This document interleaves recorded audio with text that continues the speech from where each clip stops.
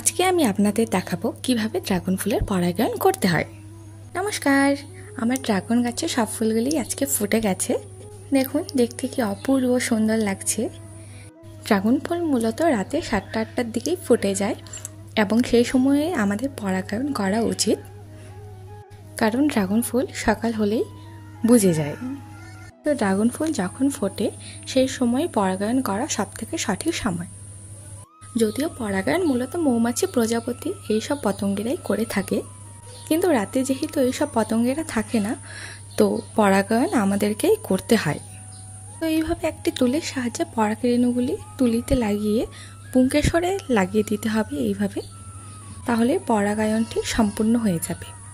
পরাগায়ন করার ফলে সব ফুলই ফলে পরিণত হবে, আর পরাগায়ন না করলে সব ফুল ফলে পরিণত হওয়ার সম্ভাবনা থাকে না।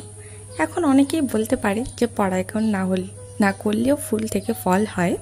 হ্যাঁ, তাদের উদ্দেশ্যে বলছি, পরাগায়ন না করলেও ফুল থেকে ফল পাওয়া যায়, কিন্তু সব ফুল থেকে আর ফল পাওয়া সম্ভব নয়। তো আমার এই ড্রাগন ফুলগুলি থেকে ফল হয় কিনা অবশ্যই আপনাদের সাথে শেয়ার করব।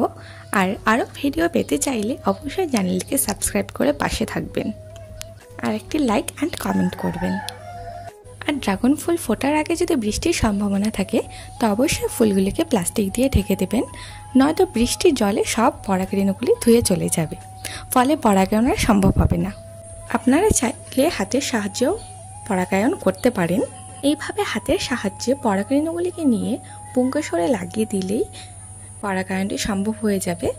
আর যদি রাতে আবার বৃষ্টি হওয়ার সম্ভাবনা থাকে তো অবশ্যই ফুলগুলিকে প্লাস্টিক দিয়ে বেঁধে দেবেন, ফলে আর কোনো ভয়ের কারণ থাকবে না।